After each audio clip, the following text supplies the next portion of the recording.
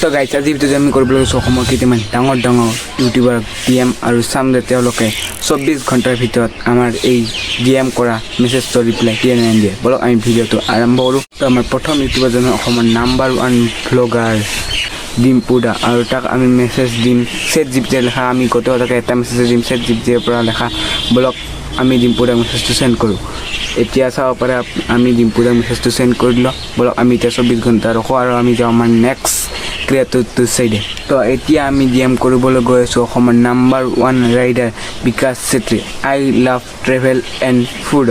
তেওঁক আমি মেছেজ দিম, সেইটোৱে মেছেজ দিম যোনটো চব এটাকে দিম, যোনটো আমি ChatGPTৰ পৰা লিখিছোঁ, কাৰণ আমিও আপোনালোকৰ নিচিনাকৈ নাজানো ময়ো ইংলিছ লিখিবলৈ।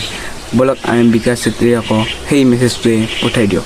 বলক বৰ্তমান আমাৰ ইয়াৰে পৰা বিকাশ চেত্ৰীৰ দ্বাৰালৈ মেছেজটো চেণ্ড হৈ গ'ল। বলক আমি চাওঁ 24 ঘণ্টা তেওঁ ৰিপ্লাই দিয়ে নে নিদিয়ে। তো আমাৰ 3 নম্বৰজন আৰু শেষৰজন হ'ল যে অসমৰ নাম্বাৰ 1 কমেডি ইউটিউব চেনেলৰ মালিক বিকাশ মহন্ত দা। তেওঁক আমি সেই মেছেজটোৱে দিম। বলক আমি সেই বিকাশ মহন্ত দাকো সেই মেছেজটোৱে চেণ্ড কৰি দিওঁ। বলক আপোনালোকে ইয়াতে চাব পাৰে যে আমি বিকাশ মহন্ত দাক সেই মেছেজটোৱে চেণ্ড কৰি দিওঁ। বলক আমি এতিয়া 24 ঘণ্টাৰ পিছত আপোনালোকক লগ কৰি আছোঁ ৰিজাল্টটো কিন্তু বহুত ভয়ংকৰ হ'ব। আপোনালোকে অলপ টাইম ৰখক, মানে 24 ঘণ্টা ৰখক।